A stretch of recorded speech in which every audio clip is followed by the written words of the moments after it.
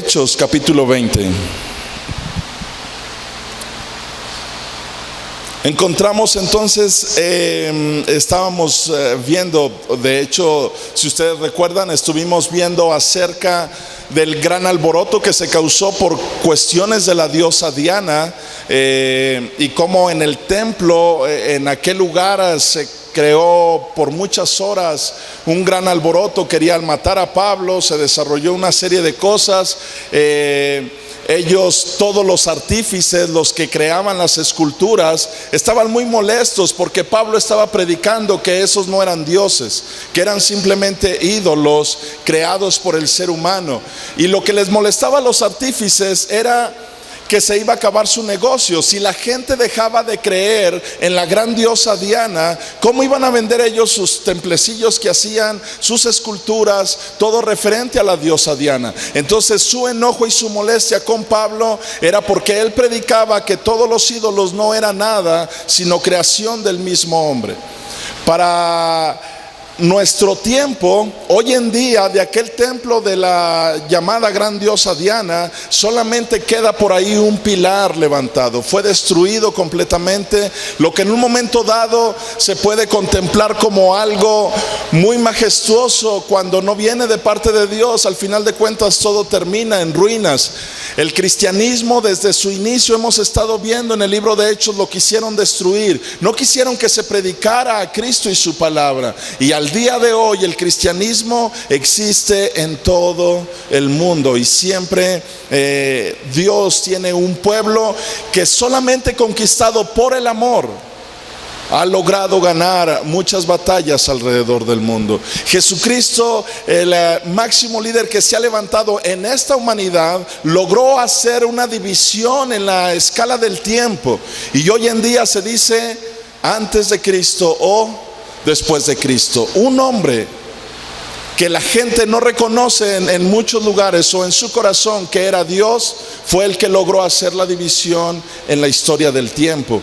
Y ese hombre, sin levantar un arma, sin llamar a su gente a una revolución física, todo basado simplemente en el amor, ha logrado hacer el ejército más grande del mundo, donde muchos de ellos, muchos de los que son cristianos alrededor del mundo, han dado su vida por aquel hombre llamado Cristo, y que lo entregó todo por amor solamente.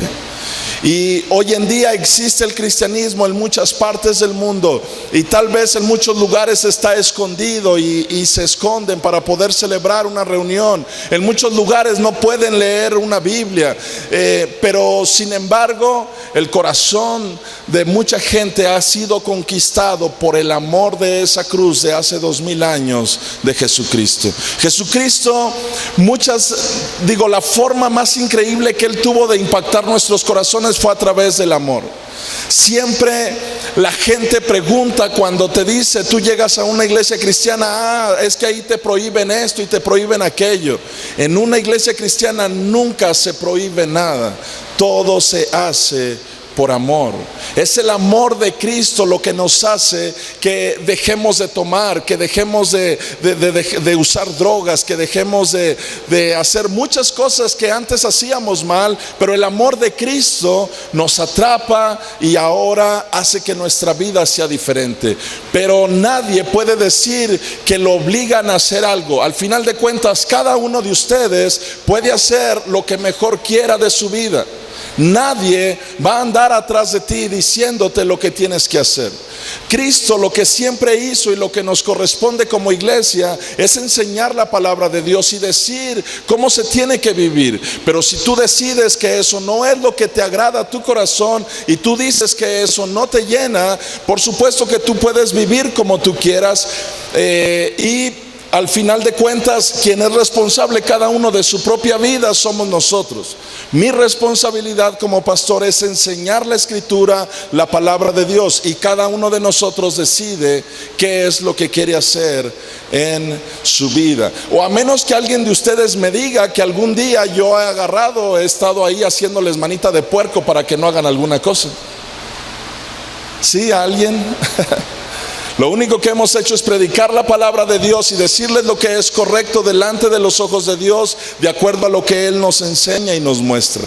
Fuera de eso, cada uno de ustedes tiene completa libertad de hacer con su vida lo que quiera. Pero la razón por la cual yo estoy aquí es por el amor de Cristo, por lo que Él hizo en mi vida. Y yo quiero creer que la razón por la cual ustedes están aquí es por el amor de Cristo, de lo que Él hizo por nosotros. Todos nosotros, al haber sido alcanzados por Dios, es la razón por la cual deberíamos de vivir. Nunca nadie jamás, al menos en mi caso, nadie jamás había dado su vida por mí. El día que yo vi cómo Dios dio su vida por mí, ese día mi vida fue cambiada. Y yo dije, yo lo quiero tener a Él como amigo, porque yo nunca había tenido a un amigo que fuera capaz de dar su vida por mí. Y yo dije, yo quiero que seas mi amigo, Jesús. Dime qué es lo que tengo que hacer. Y a través de su palabra uno puede aprender y puede ser enseñado de qué es lo que Dios quiere. Entonces, Pablo, los primeros discípulos, los primeros cristianos, muchas veces fueron perseguidos. Y tal vez para mucha gente no tiene lógica y decir, bueno, ¿por qué tienes que sufrir tanta persecución por cuestiones de tu fe? Simplemente niega ya todo eso y vive libre como todos los demás. ¿Por qué tienes que vivir perseguido, cuando para el mundo esto es libertad? Vive tu vida como quieras. Y sin embargo, ellos estaban dispuestos a dar su vida, a ser perseguidos, a ser maltratados, a ser encerrados en la cárcel, solamente por el amor que tenían a Jesús. Que nuestro amor hacia Dios sea por sobre todas las cosas. Y entonces en este capítulo 20 dice, después que cesó el alboroto, estamos hablando, recordando un poquito de lo que pasó ahí en Grecia con la diosa Diana. Dice que llamó Pablo a los discípulos y habiéndolos exhortado y abrazado, se despidió y salió para ir a Macedonia. Así que una vez que se tranquilizó toda esa situación, Pablo les habla a los discípulos, los exhorta, les dice, dentro de la exhortación lo más seguro es que les estaba diciendo que no tuvieran temor, que seguramente todo ese alboroto siempre iba a estar en contra de los cristianos, porque miren, la gente siempre quiere que uno le dé por su lado, y si tú quieres tener muy buenos amigos, dale por tu lado a quien quieras. Pero empieza a predicar la palabra de Dios y entonces te darás cuenta que mucha gente te dejará de hablar, mucha gente ya no le vas a caer bien, porque estás predicando la palabra de Dios. Pero cuando tú decides ser amigo del mundo, entonces tú les dices lo que ellos quieren escuchar. Pero al final de cuentas en eso no ayudas a nadie, porque al final de cuentas hay una verdad y al final de cuentas todos vamos a ser juzgados de acuerdo a esa verdad, que es la palabra de Dios y es Cristo. Entonces cada uno de nosotros decide cómo vivir. Pablo los exhorta a que no tengan temor. Dice que los abrazó, se despidió y salió para ir a Macedonia. Dice que después de recorrer aquellas regiones y de exhortarles con abundancia de palabras, llegó a Grecia. Después de haber estado ahí 3 meses y siéndole puestas acechanzas por los judíos para cuando se embarcase para Siria, tomó la decisión de volver por Macedonia. Encontramos, vean la vida de Pablo, iba a un lugar pero siempre tenía acechanzas. Tal vez nosotros no andamos como Pablo viajando de un lugar a otro, pero cada uno de nosotros tal vez tiene un trabajo, o tal vez vas a la escuela, y tal vez en tu trabajo te rechazan por ser cristiano. A lo mejor hasta te da vergüenza a ti decir que eres cristiano, porque tal vez vas a sentir el rechazo de los demás, porque es que no es popular ser cristiano. ¿Qué es popular? Que seas un buen futbolista, eso es ser popular. ¿Qué más es ser popular? Que seas un bombón es popular. Que todos te admiren por algo, pero nadie te va a admirar tal vez en tu trabajo, o en la escuela, o en la calle por ser cristiano. La mayoría de la gente ve a los cristianos como algo Híjoles, qué aburridos, ¿no? Pero Pablo, donde quiera que iba, encontraba persecución, encontraba oposición. Lo más triste de hoy en día de los cristianos es que no quieren oposición, que no quieren que nadie les diga nada. Hoy en día nosotros los cristianos nos da a veces tanto temor decir que somos cristianos, cuando lo que deberíamos de hacer es ser luz en medio de la oscuridad. Mucha de esa gente que te puede criticar o señalar por vivir una vida radical para Dios, cuando se mete en un problema, ¿sabes a quién va a ir a buscar? A ti, porque sabe que tú eras diferente, sabe que tú vives diferente, y eso va a hacer que se acerque a ti, a que le compartas. Tal vez en el momento no vas a encontrar que la gente quiera, pero si tú te mantienes, tarde que temprano la gente te va a buscar y te va a pedir consejo, ayuda.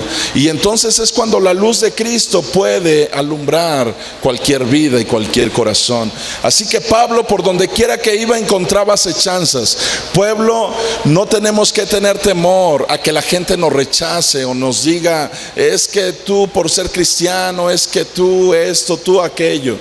Tenemos que vivir una vida radical para Dios, conforme a su voluntad.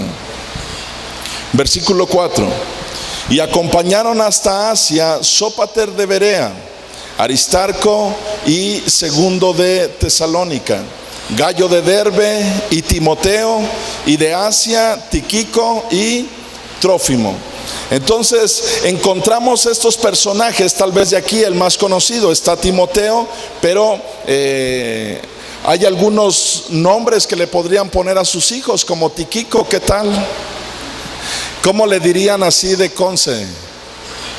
Tiki, ¿no? Así. Pero bueno, estos personajes todos andaban con Pablo, andaban ahí acompañándole, y de alguna manera esto es algo que nosotros encontramos en la palabra de Dios. Mucha gente no te va a querer, pero escucha esto: siempre habrá gente fiel a tu alrededor que estará dispuesto a compartir la palabra juntamente contigo.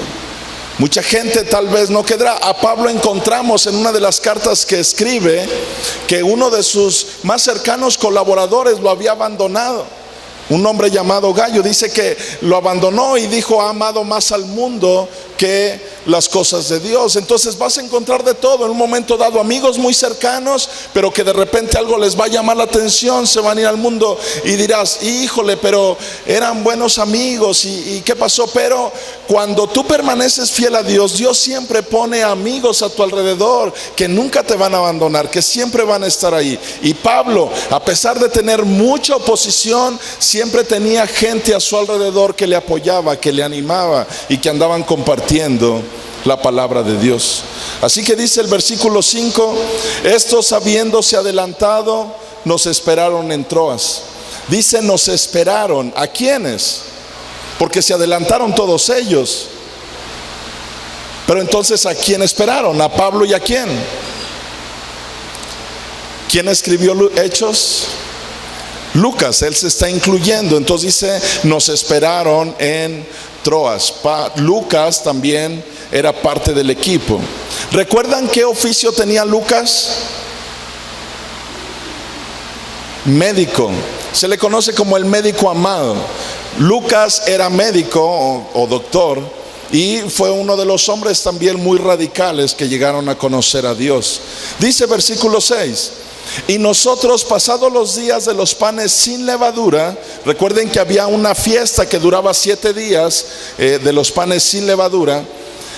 Ellos, una vez que celebran esa fiesta, dice: navegamos de Filipos, y en 5 días nos reunimos con ellos en Troas, donde nos quedamos 7 días. Así que ellos estuvieron ahí 7 días, una vez que se junta todo el equipo. Y en el versículo 7 quiero hacer hincapié en un detalle, porque sé que a veces hay mucho debate al respecto, pero yo quisiera que viéramos qué es lo que dice la palabra de Dios. En el versículo 7 dice esto: el primer día de la semana, reunidos ¿quién? Los discípulos para partir el pan, Pablo les enseñaba, habiendo de salir al día siguiente. Y alargó el discurso hasta la medianoche. Muy bien, ahorita continuamos para ver qué fue lo que pasó. Pero para Pablo había una urgencia. Al siguiente día él iba a partir. Por lo tanto, cuando se reúnen, él alarga el discurso hasta la medianoche. ¿Qué les parece si hoy alargamos el discurso hasta la medianoche? ¿Sí?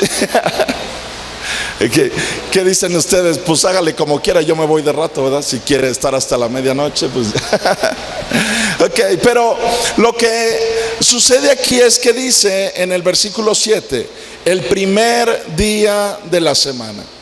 Cuando nosotros nos trasladamos a aquel entonces, el primer día de la semana, ¿cuál es? Domingo. Recuerden que Dios había pedido que el séptimo día se descansara. El séptimo día para la nación de Israel, ¿cuándo era? Sábado.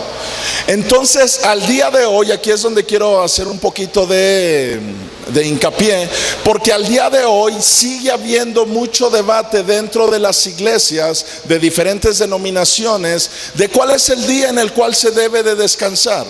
Si debe de ser el sábado o debe de ser el domingo. Entonces ustedes van a encontrar a mucha gente que les va a decir que están mal porque no descansan el día sábado y que debe de ser el día, más bien debe de ser el sábado y por qué no lo hacen.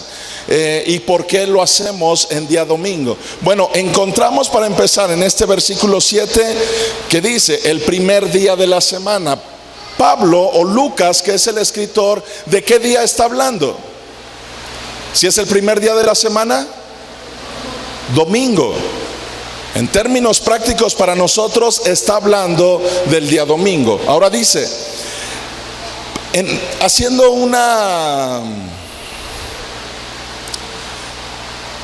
esta parte donde dice el primer día de la semana, podríamos decir entonces el día domingo. Reunidos los discípulos para partir el pan, Pablo les enseñaba habiendo de salir el día siguiente y alargó el discurso hasta la medianoche. Lo que encontramos en la palabra de Dios es que los discípulos o los cristianos empezaron a congregarse en día domingo. Ahora, aquí dice que era el día domingo, el primer día de la semana, cuando estaban reunidos y Pablo obviamente estaba predicando y enseñando el sermón. Algo como lo que hacemos nosotros. Ahora, a diferencia de aquel entonces, en aquel entonces los cristianos no tenían un lugar, por decirlo así, grande donde congregarse. ¿Dónde se congregaban? Aquí en el libro de Hechos. No en sinagogas, porque las sinagogas eran específicamente para el pueblo judío que tenían esa ley o esa enseñanza. De hecho, si ustedes recuerdan lo que hemos estado viendo en el libro de Hechos, es que Pablo aprovechaba los días de reposo porque eran los días en los que se juntaba el pueblo judío y en las sinagogas les enseñaba. Pero quienes se congregaban en las sinagogas no eran los cristianos, eran los judíos. Pero los cristianos, ¿dónde se congregaban entonces? En casas. Los cristianos se congregaban en casas y a través de casas era que ellos compartían su fe. Era la forma en cómo se empezaron a juntar los primeros cristianos. Entonces, ¿cuándo fue que se congregaban? En domingo. Ok, ahora yo quiero que veamos ¿por qué se empezaron a congregar en día domingo? Ok, quiero que vayamos a Mateo 28.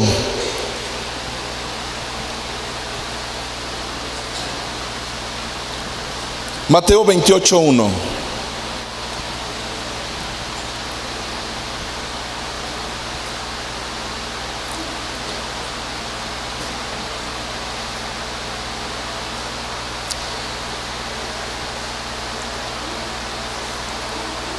¿Cuál fue la razón por la cual los primeros cristianos empezaron a congregar el primer día de la semana? Bueno, Mateo 28:1 nos da esta referencia del por qué.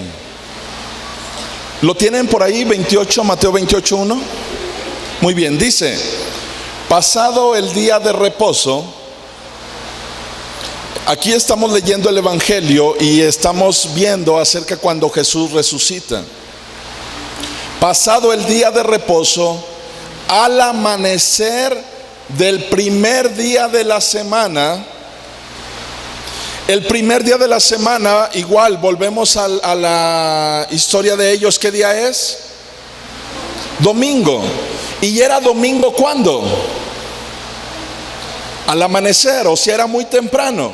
Dice, pasado el día de reposo. El día de reposo empezaba el viernes a las 6 de la tarde y terminaba el sábado a las 6 de la tarde. Lo que hicieron María Magdalena, dice, y la otra María, fue que al terminar el sábado a las 6 de la tarde, los negocios se abren en Israel. Entonces ellos pudieron ir a comprar las cosas para ungir a Jesús, que era parte de su costumbre. Pero no fueron ellas el sábado en la tarde, simplemente fueron a comprar especies, ahorita lo podemos ver. Pero ellas se presentaron en el sepulcro, ¿hasta cuándo? Al amanecer del primer día de la semana. Esto fue en la mañana del domingo. El día de reposo, obviamente para ellos como nación de Israel no podían hacer ningún trabajo. Entonces cuando ya vence o se da libertad después de las 6 de la tarde, van y compran las especies para ungir a Jesús y se presentan a la tumba hasta el amanecer del primer día de la semana. Y entonces dice versículo 2, hubo un gran terremoto porque el ángel del Señor descendió del cielo y llegando removió la piedra y se sentó sobre ella. Su aspecto era como un relámpago y su vestido blanco como la nieve. Y de miedo de él los guardas temblaron y se quedaron como muertos. Mas el ángel respondiendo dijo a las mujeres, no temáis vosotras, porque yo sé que buscáis a Jesús, el que fue crucificado. No está aquí, pues ha resucitado como dijo. Venid, ved el lugar donde fue puesto el Señor. Los primeros cristianos, como una forma de celebrar la victoria que Cristo había obtenido, que había obtenido sobre la muerte, se empezaron a reunir los días domingo. Nosotros lo encontramos esta referencia aquí en Hechos 20, donde estamos leyendo en el 7, que en el primer día de la semana estaban todos juntos y Pablo está dando esa enseñanza. Pero ¿cuál era la razón de que se empezaron a juntar el primer día de la semana? Para celebrar la victoria que Cristo había obtenido sobre la muerte. Y por eso hoy en día la mayoría de los cristianos tomamos el día domingo como una forma de celebración, de alegría, de celebrar que Cristo venció a la muerte. Ahora, en el Marcos 16, nada más para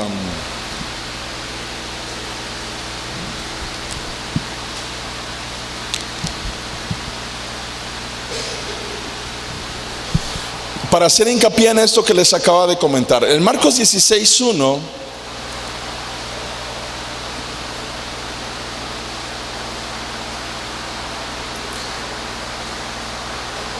la Biblia, nos enseña en esta cuestión de qué fue lo que hicieron María Magdalena y María, la madre de Jacobo, y otra mujer llamada Salomé.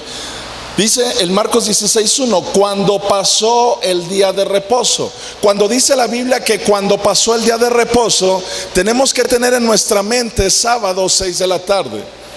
Después del sábado de 6 de la tarde, cuando la Biblia dice que cuando pasó el día de reposo, podría ser el sábado a partir de las 6 de la tarde, o ya podremos hablar del domingo. Pero vean lo que dice aquí: cuando pasó el día de reposo, María Magdalena, María la madre de Jacobo y Salomé compraron especias aromáticas para ir a ungirle. Y muy de mañana, el primer día de la semana, vinieron al sepulcro ya salido el sol. Es lo que les decía, el sábado después de las 6 de la tarde, lo que hicieron ellas, estas mujeres, fue ir a comprar las especies para ungir a Jesús. Pero ellas no se presentaron al sepulcro hasta el domingo en la mañana. Aquí nos lo deja muy en claro. Cuando pasó el día de reposo, que era después, el sábado después de las 6 de la tarde, fueron a comprar las especies, pero a la tumba se presentaron hasta, dice, muy de mañana, el primer día de la semana, vinieron al sepulcro ya salido al sol. Ahora, yo quiero hacer hincapié en lo que la palabra de Dios nos enseña cuando dice un mandamiento que debemos de guardar el día de reposo. Fue algo establecido por Dios. Dice que en 6 días Él hizo todo lo que nosotros conocemos en este mundo, pero el séptimo día, ¿qué hizo? Descansó. Por lo tanto, el ser humano al día de hoy está comprobado que si tú vives tu vida trabajando sin reposar o sin descansar, tu cuerpo, ¿qué va a pasar? Vas a enfermar. Lo cual la palabra de Dios nos enseña que el ser humano necesita un reposo, y ese reposo fue establecido por Dios. Dios te formó a ti, Dios me formó a mí, sabe perfectamente cómo estamos diseñados, y más vale que tú y yo sigamos los planes de Dios, porque si no, vamos a terminar mal. Para mucha gente es muy importante pelearse por cuál es el día de reposo, si es el sábado o si es el domingo, cuando la esencia del día de reposo de parte de Dios era que tú y yo tuviéramos un día para descansar. Dios, dentro de todo el diseño que hizo de la creación, otra cosa que Él nos enseñó fue: 6 años trabajarás la tierra, pero el séptimo año la dejarás descansar la tierra.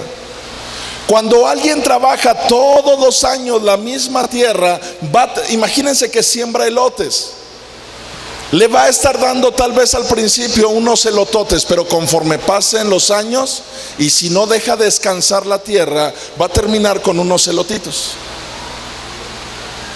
El diseño que Dios hizo de toda la creación es que de alguna manera necesitamos un reposo.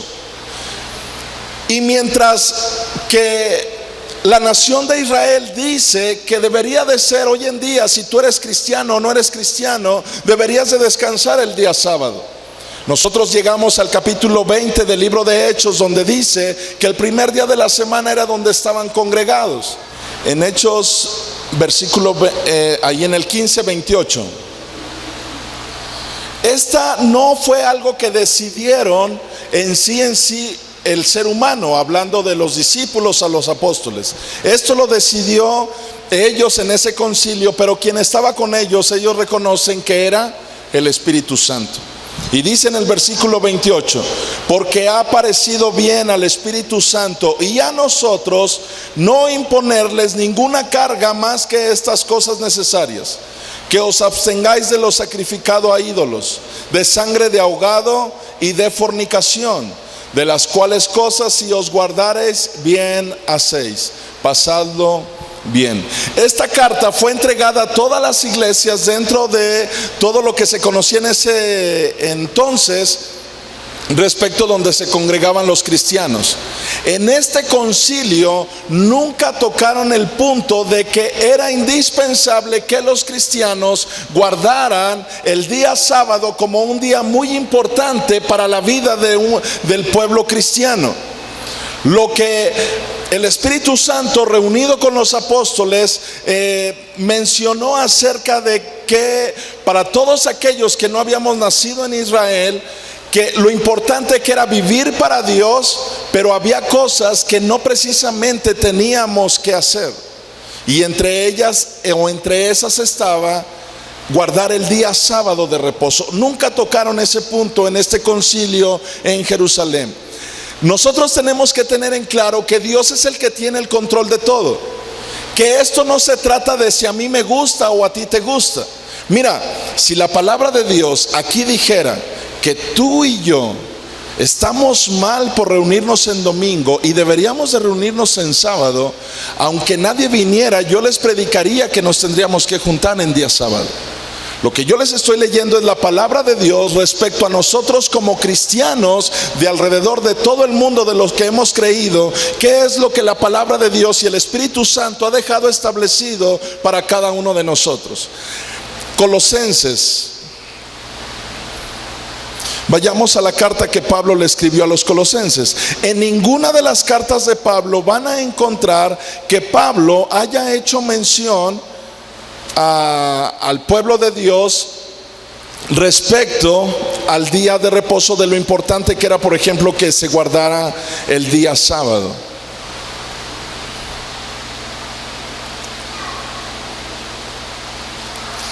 En Colosenses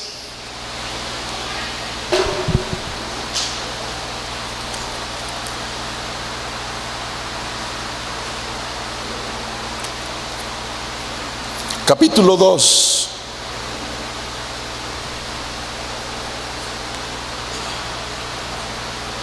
Vean cuál era el corazón del mensaje de Pablo siempre hacia todos los que nos rodeaban, hacia la gente, lo que realmente era importante conocer. Y Pablo se lo escribe a los colosenses porque Pablo, miren, a veces tú te encuentras a una persona que te dice de repente por ahí en algún lugar: no, tú estás mal porque deberías de guardar el día sábado y no el día domingo. Pablo y los primeros cristianos no era de que se encontraban a alguien esporádicamente. Era todos los días batallar y luchar con esto. Y lo encontramos en todas sus cartas y en el libro de Hechos. Por todos lados, porque era la cultura donde él se desarrollaba. Entonces vean cuál era el mensaje que Pablo daba. Colosenses capítulo 2,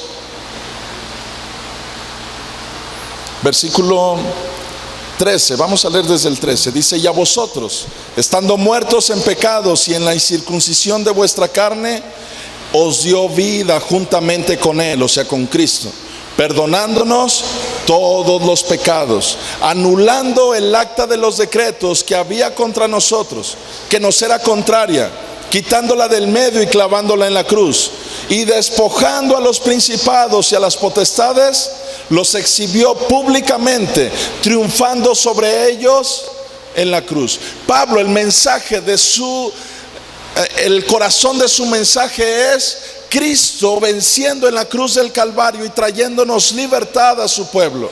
Y entonces dice versículo 16: por tanto, lo que Pablo está diciendo, una vez que Cristo venció en la cruz, por tanto, dice Pablo, nadie los juzgue en comida o en bebida, o en cuanto a días de fiesta, luna nueva o días de ¿qué? De reposo.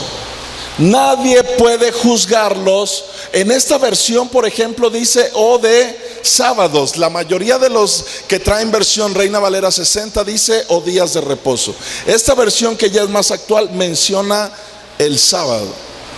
Pablo era algo que todos los días, predicando la fe, era algo con lo que siempre se encontraba. Lo más curioso es que han pasado más de 2000 años y la iglesia o los diferentes denominaciones se siguen peleando por ver cuál es el día de reposo. La Biblia deja en claro que los primeros cristianos se empezaron a reunir los domingos como una forma de celebración que Cristo venció a la muerte.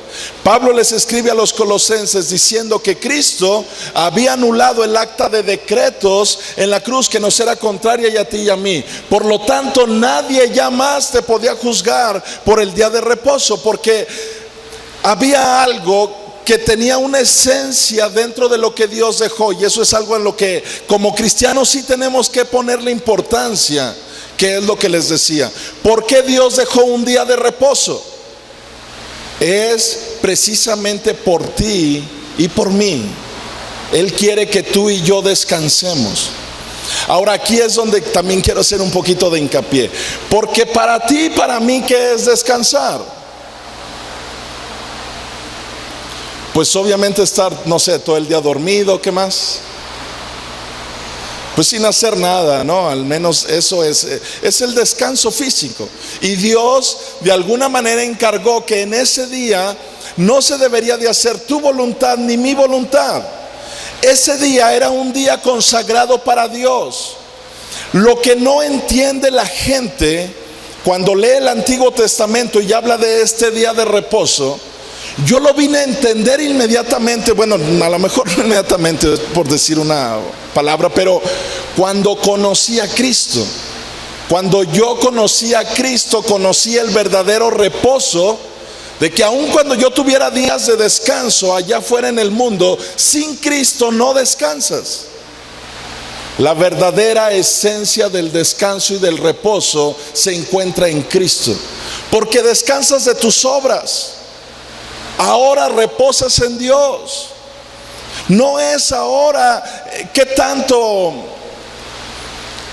qué día o qué día en particular o cuántos días a lo mejor descansas, sino qué haces en ese día que Dios dejó establecido para tu vida, donde 6 días trabajarás y un día descansarás. El mayor problema que hoy el pueblo de Dios puede tener es tomar ese día como un día donde es un día para irme a la feria. Es un día para por fin irme, no sé, para lavar, ¿no? Es que toda la semana no tengo chance de lavar, así que el hermano, cuando les pregunto, ¿por qué no vas a la iglesia? Hermano, es el único día que tengo chance de lavar, ¿va?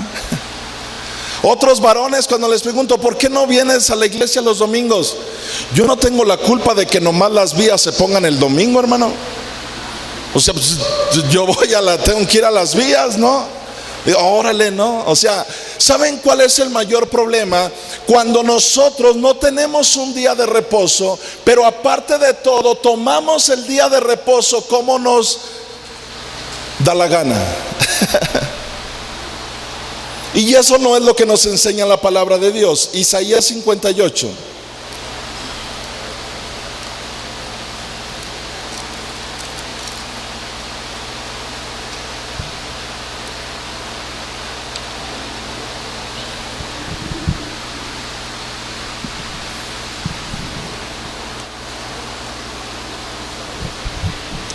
Isaías 58, versículo 13.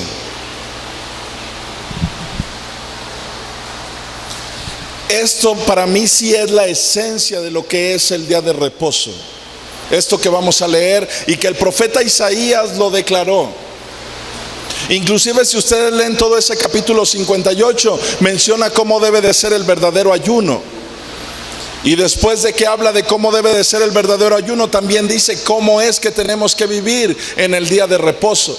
Porque tú y yo hemos tomado el día de reposo como una oportunidad, a lo mejor pues no sé, de hacer negocio, por ejemplo, ¿no? El domingo tengo oportunidad de, pues a lo mejor de irme a vender a las vías, o tengo oportunidad aparte de mi trabajo de hacer esto, de hacer aquello.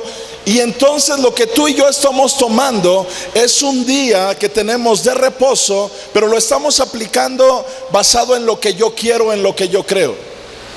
Dice Isaías 58, versículo 13: si retrajeres del día de reposo tu pie, de hacer ¿qué? Tu voluntad en mi día ¿qué? En mi día santo. Desde aquí ya empezamos fuerte, porque ¿qué es lo que Dios está diciendo? El día de reposo es ¿para qué? Para hacer su voluntad y no la tuya y la mía. Si retrajeres del día de reposo tu pie de hacer tu voluntad en mi día santo, y lo llamares ¿qué? Delicia, santo, glorioso de Jehová, y lo venerares, no andando en tus propios caminos, ni buscando tu voluntad, ni hablando tus propias palabras, entonces te deleitarás en Jehová, y yo te haré subir sobre las alturas de la tierra, y te daré a comer la heredad de Jacob tu padre, porque la boca de Jehová lo ha hablado. Cuando encontramos que tal vez como cristianos no deberíamos estarnos peleando por cuál es el día, sino la esencia de lo que Dios dejó, de qué se tiene que hacer en ese día en el cual reposes. Porque tal vez tú estás en alguna fábrica donde tal vez tu día de reposo te dan el día miércoles. Y tal vez tú digas, bueno, el día miércoles a lo mejor no tengo reunión, o no asisto a alguna célula en casa donde puedo ir a alabar a Dios y escuchar su palabra. Pero tienes que saber que ese día no fue hecho para que se haga tu voluntad. No nos vamos a pelear por los días, pero sí en honrar a Dios, la esencia de lo que Dios dejó en ese día. Hoy, este día domingo, tal vez hay mucha gente que pudo haber venido a deleitarse en Dios, pero no lo hizo porque dijo, es el día que tengo de reposo, es el día en el cual puedo ir a ver a mi familia, es el día en el cual puedo hacer esto, es el día en el cual puedo hacer aquello. Y cuando nosotros no honramos a Dios, la esencia de lo que Él dejó es, el día de reposo no es para que hagas lo que tú quieras. El día de reposo, dijo Dios, es para mí. Y aquí es donde viene lo importante. Yo te decía que conocí el verdadero reposo cuando conocí a Cristo. Cuando tú no vienes a la iglesia porque dices, estoy bien cansado, el domingo me quedo a descansar, entonces no entendiste una cosa, que Dios es tu reposo. Si tú viniendo a la iglesia, cuando le cantas, le adoras o escuchas su palabra, no descansa tu alma, hay algo que no está haciendo clic. Porque el que da el verdadero reposo es Dios a la vida del ser humano. Y si tú no encuentras reposo en Dios, no lo vas a encontrar en tu cama, ni en tu familia, ni yéndote de vacaciones, ni yéndote a un lugar o a otro. El verdadero reposo, el único reposo se encuentra en Dios. Él es el que hace descansar tu corazón.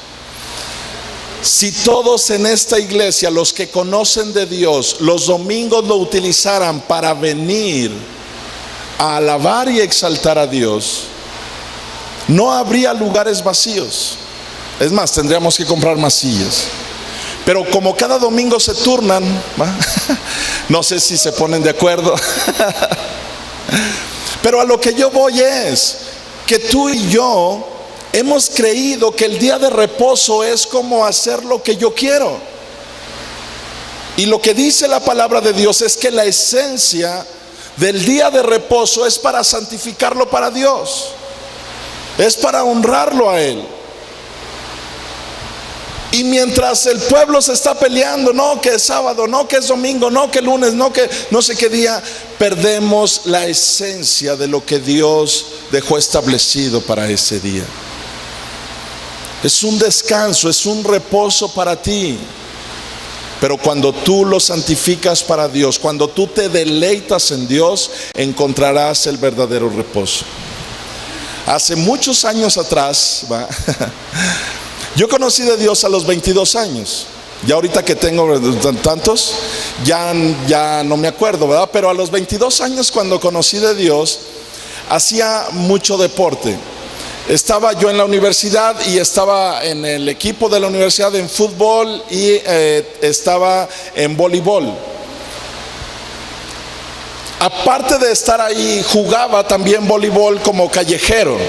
Jugaba con un equipo en las calles, hacían torneos y jugaba también con ellos. El día que las personas que me empezaron a compartir de Dios me dijeron, te invitamos para que vengas un domingo, mira, y a mí me empezó a traer lo que me empezaban a compartir. Pero cuando me dijeron, te invito para que vayas el domingo, dije, no, el domingo no puedo. ¿Por qué? Es el día en el que juego. Yo no puedo faltar a mis juegos. No, para mí el deporte era lo máximo. Si yo decía, de veras, no puedo.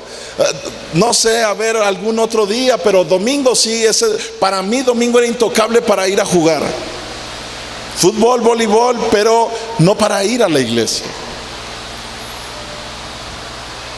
Un día, un domingo, llegamos a la final de uno de esos torneos callejeros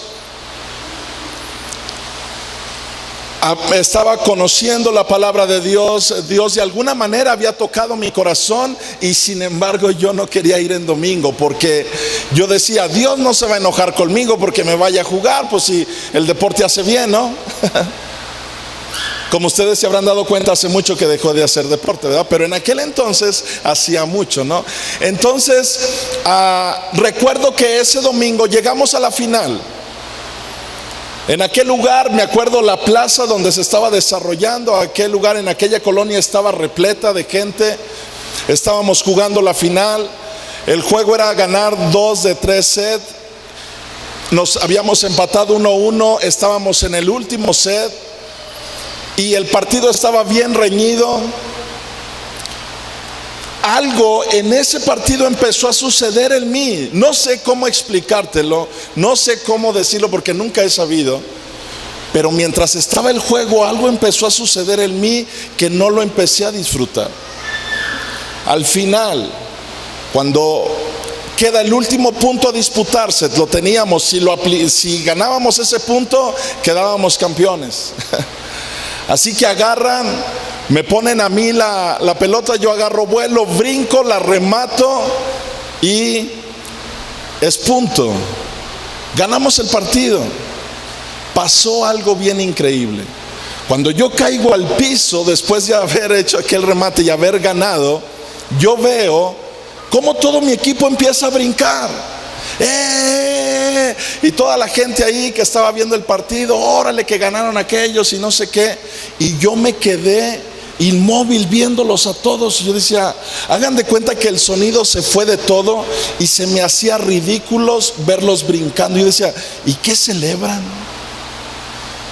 Y ese domingo, cuando terminó ese partido, me acuerdo, cerré mis ojos y le dije, Dios, esto no llena mi corazón.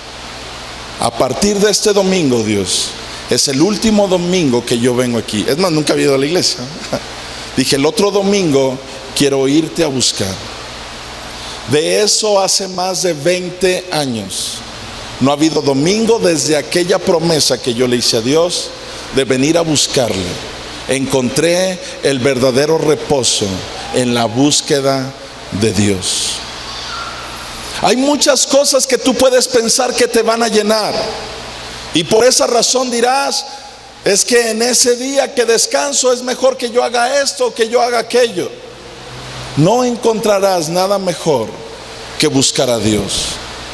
Si tú y yo dejamos de hacer nuestra voluntad en el día que Dios diseñó para que lo buscáramos, que es su día, tu vida y mi vida empezarán a ser diferentes.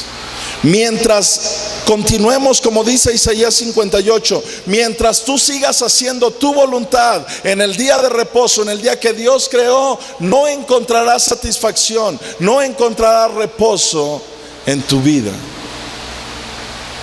Y yo lo experimenté, y yo lo viví. No era muy bueno jugando voleibol, pero al menos en lo que era jugué con la universidad también 2 años con la selección de la universidad voleibol, pero nunca me juntaron, por eso les digo que no era muy bueno, ¿eh? No, pero la gente con el equipo con la que yo estaba, cada domingo iban a la casa a tocarme para que fuera con ellos a jugar. Ni siquiera les abría, o me salía temprano para irme a la iglesia. Nunca jamás para mí volvió a ser una tentación en mi vida quedarme a ver un partido de fútbol o ir a jugar, que era algo que a mí me llenaba en aquel entonces. Lo que yo encontré fue el verdadero reposo en Dios. Cuando tú y yo decidamos venir a buscar a Dios con todo el corazón y nos deleitemos en Él y estemos diciendo, en este día, Dios, yo no voy a hacer mi voluntad. Mira, tienes 6 días para hacer muchas cosas en tu casa. ¿Por qué un día de la semana no dedicárselo a Dios? ¿Por qué no buscar a Dios? Ahora, yo también entiendo que el domingo muchas veces es día de reposo, y por eso entiendo que la mayoría están dormidos aquí, ¿no? Bueno, eso quiere decir que estás reposando bien. Pero escuchen esto que pasó en el libro de Hechos, donde nos quedamos en el capítulo 20. Porque aunque suena algo chusco, pero suele pasar.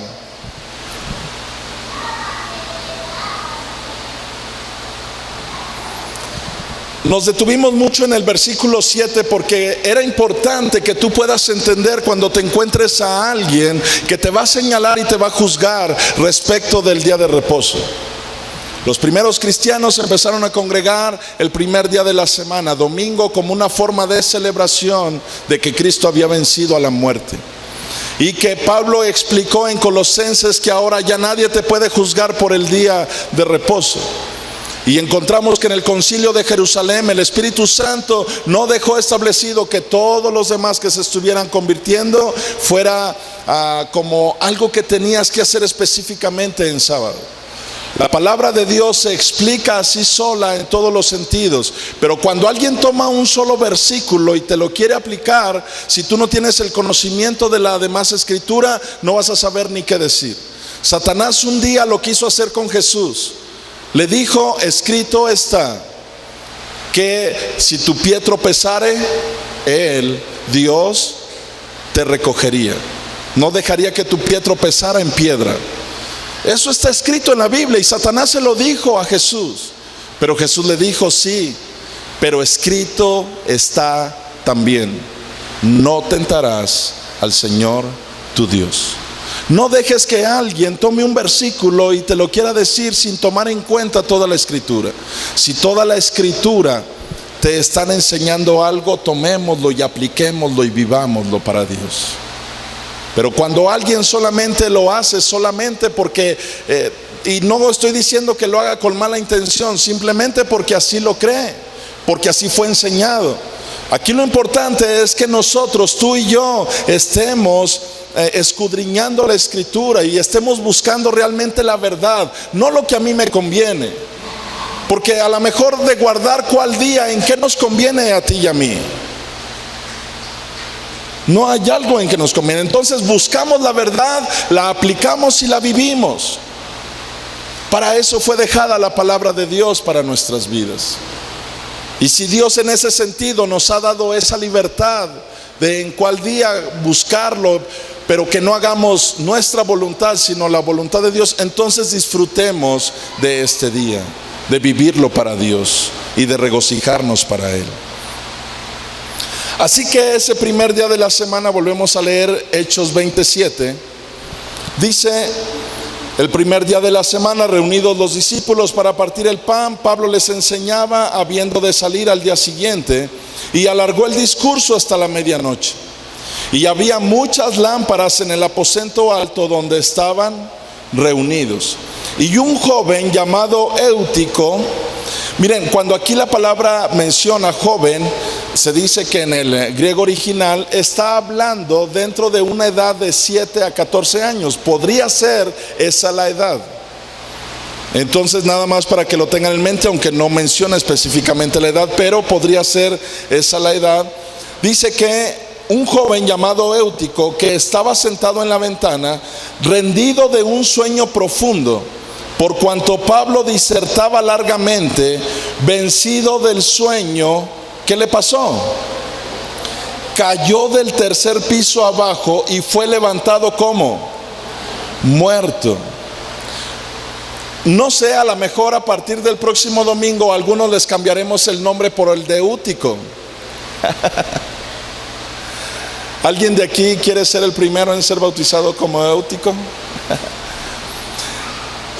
Aquí es donde entonces Pablo se queda corto con nosotros los pastores de hoy en día.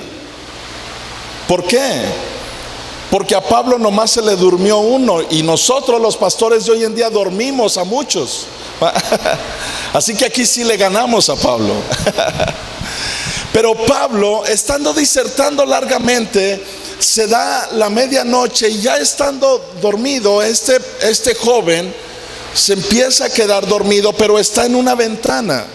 Está sentado en una ventana. Lo más curioso es que está en el tercer piso y al parecer Todos estaban como muy entretenidos, o la predicación de Pablo era muy interesante, al menos para todos los demás, que nadie notó que Eutico estaba a la orilla de la ventana y estaba quedándose dormido. Y tal vez era muy importante, pero para Eutico, pues no sé, algo le pasó, simplemente le dio sueño. Era muy interesante la prédica de Pablo, pero pues le dio sueño. Está bien padre mi prédica y los veo dormidos, o sea, de eso pasa, ¿no? No es cierto, pero lo que encontramos es que al final de cuentas le dio sueño a Eutico y dice que fue levantado muerto. Versículo 10: entonces descendió Pablo y se echó sobre él y abrazándole dijo: no os alarméis, pues está ¿qué? Vivo. ¿Qué significó eso? ¿Estaba muerto o estaba vivo?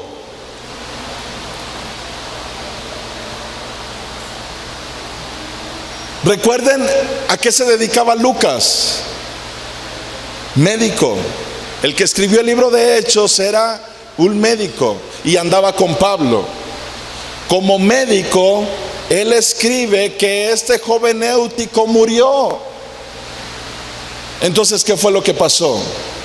Un milagro. Pablo baja rápidamente del tercer piso y lo abraza. Tenemos registros en el Antiguo Testamento de un profeta que hizo lo mismo. Abrazó a una jovencita que había muerto y volvió a la vida.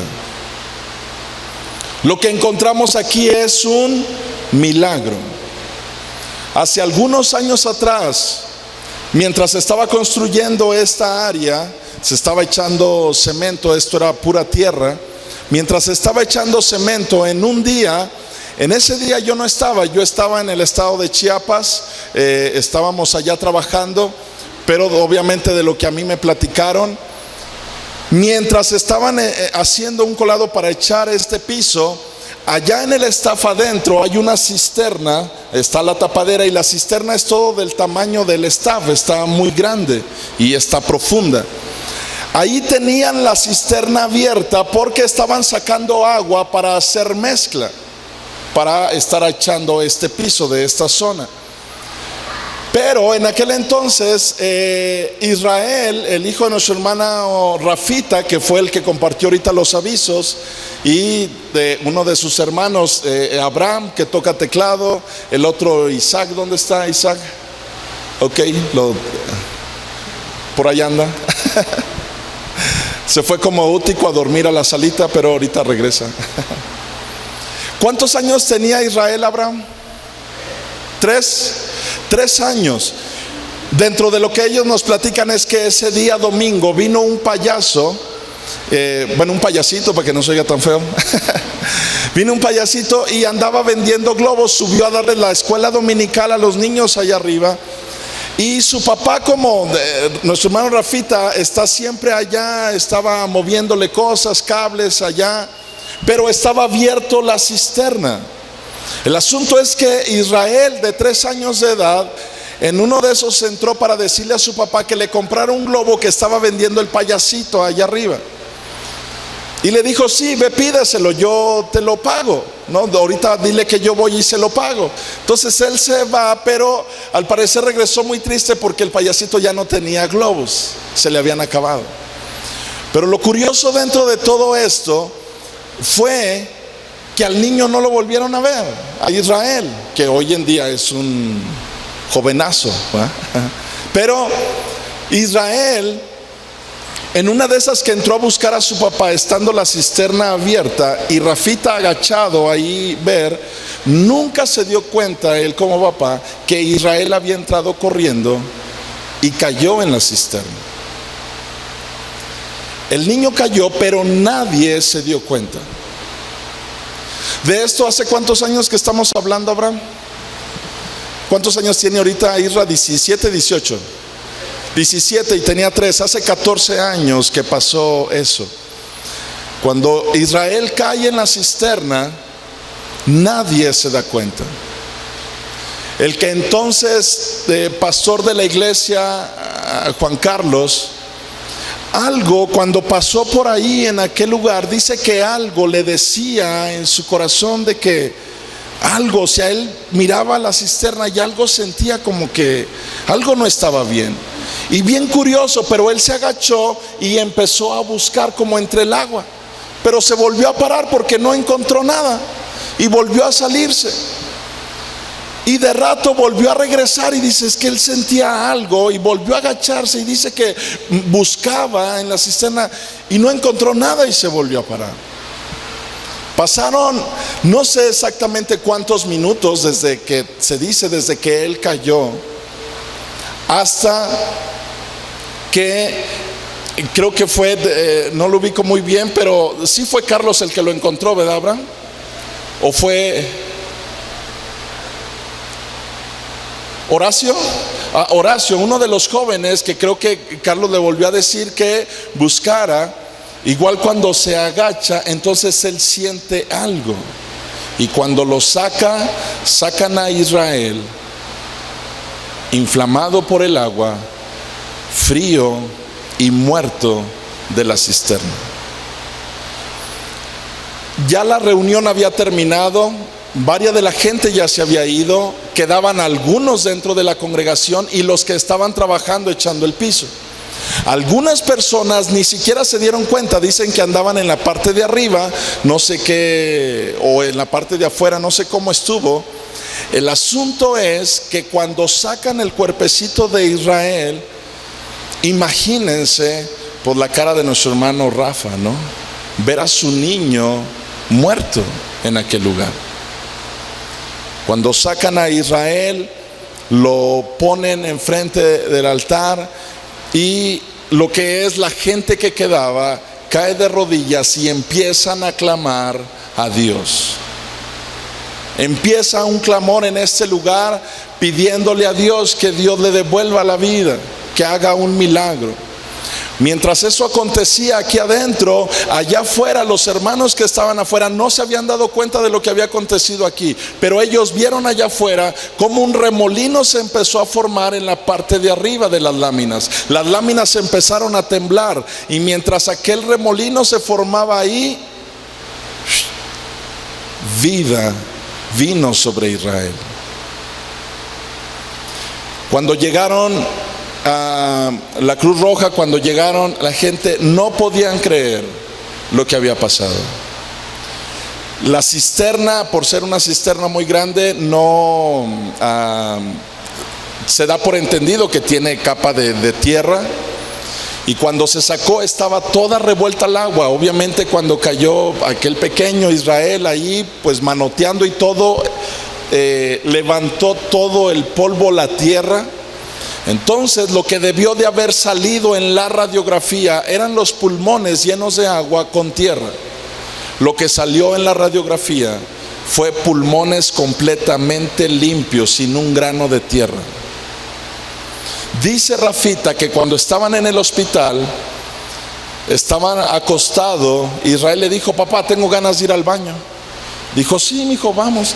Entonces dice que cuando lo lleva al baño, duró haciendo pipí mucho rato, y mucho rato haciendo pipí Israel. Dios había completado el milagro de una manera increíble. Pareciera ser que de esa manera fue que sacó toda el agua. Israel al día de hoy, un joven que anda aquí entre nosotros en la iglesia, pero que hace 14 años estuvo muerto, y mucha gente dentro de la iglesia lo vio. Esta noticia a mí me llegó cuando yo estaba allá en Chiapas. Yo decía: wow, qué increíble, las cosas tan impresionantes que Dios hace. Es un milagro el poder ver a Israel en este tiempo. Mucha gente tal vez no cree en Dios. Mucha gente tal vez se le haga fantasioso creer que Dios puede volver a la vida a alguien. Para todos aquellos que creen en la palabra de Dios, saben que eso no es imposible. Para nosotros como iglesia, sabemos que eso no es imposible. Para Dios no hay nada imposible. Dios le volvió a dar la vida a Israel. Dios hace muchos milagros. Éutico cae del tercer piso, aquel joven cae muerto. Pablo se agacha, lo abraza y le dice: no está muerto, tiene vida. Iglesia, no esperes al día que mueras y tengas el encuentro frente a ti a Dios. Hoy tienes que saber que Dios es real. Y Dios está demandando de ti, de cada uno de nosotros, que vivamos de una manera diferente. Yo sé que por la forma en cómo vive este mundo, tal vez te ha hecho creer que Dios no existe. Solamente te puedo decir una cosa: un día estarás cara a cara frente al Creador. Y no podrás decirle, al menos todos los que estamos aquí este domingo: Señor, no sabía que existías. Cuando Dios nos ha mostrado vez tras vez que es real y que es verdadero, y que Dios se manifiesta todos los días a tu vida a través de milagros tal vez insignificantes para ti, como el abrir los ojos, el volver a respirar cada día, o más bien mantener la respiración, ¿no? Pero Dios todos los días te está manifestando su amor y su gracia. No vayas por la vida como si Dios no existiera, porque Dios es real.